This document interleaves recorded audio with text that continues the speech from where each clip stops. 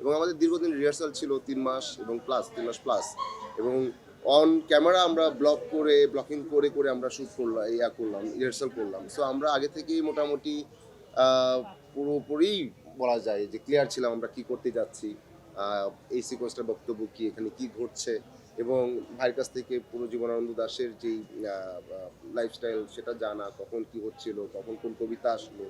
তো এই সব আগে থেকে একটু জানা ছিল, মাথায় ছিল। সো শ্যুটটা ক্যারেক্টারটা প্লে করতে আসলে অনেকটা আহ, মানে সাহস পেয়েছিলাম, এবং এই পুরো সাহসটা দিয়েছেন মাসুদ নজরুল ভাই।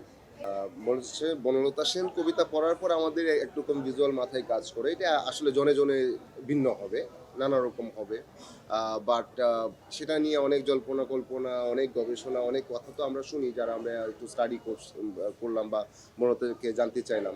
তো আমার অভিনেতা হিসেবে আমার মধ্যে এক ধরনের চিন্তা ভাবনা ছিল, ভাইয়া ওনার চিন্তা ভাবনাটা আমাকে জানালেন, সেটা অনেকটাই আমাদের দেখা যায় নানা জনের নানা চিন্তা ভাবনা থাকলেও একটা জায়গায় হয়তো 70% 60% হয়তো অনেকটা সিমিলার, বাকিটা হয়তো আরো ভিন্ন ভিন্ন হয় যে ধারণা অনুযায়ী।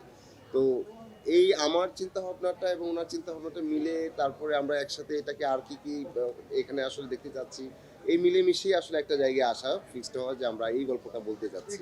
তো আমারও পড়া ছিল মমতা সেন, এবং জীবনানন্দ আমার প্রচণ্ড পছন্দের কবি, এবং ওনার প্রতি এক ধরনের কৌতূহল, ভালো লাগা ছিল।